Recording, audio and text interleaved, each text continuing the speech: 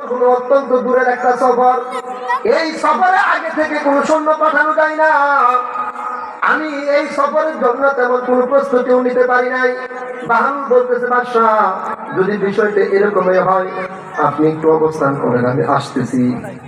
যাবো আর আসবো, যাবো আর আসবো, এই কথাটা বললা হারুনুর রশিদ দিছে, বাহলুল দিছে একটা দৌড় দিয়া তার বাড়ির মধ্যে এই যে একটা লাঠি তাকে হারুনুর রশিদ দান করেছিলেন, এই লাঠিটা নিয়ে দৌড়ায় আসছে হারুনুর রশিদের দরবারে।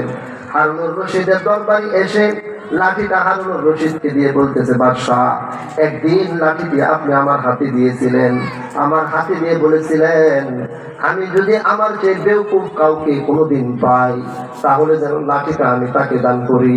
বাদশাহ আমার দৃষ্টিতে আজকে আমি বুঝলাম আপনি আমার চাইতে বড় একটা বেউকুফ, যার কারণে লাঠিটা আজকে আমি আপনাকে দান করলাম। বলেন সুবহানাল্লাহ। হারুনুর রশিদ বলে, আমি বেউকুফ কেন?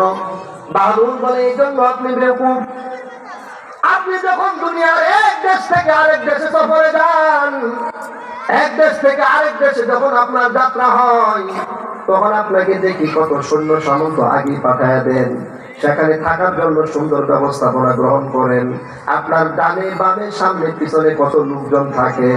কিন্তু আপনি দুনিয়ার সফর ত্যাগ করে আখিরাতের সফরের দিকে যাইতেছেন, যে সফর দুনিয়ার সফরের চাইতে অত্যন্ত ভয়ঙ্কর, সেখান থেকে কোনোদিন ফিরেও আসা যায় না। আপনি বলতেছেন সেটার জন্য কোনো প্রস্তুতি নিলেন না, সেখানে কোনো সৈন্যবাহিনীও পাঠাইলেন না। অতএব আমার বুঝতে আর বাকি রইল না, আপনি আমার দৃষ্টিতে দুনিয়ার মধ্যে সবচেয়ে বড়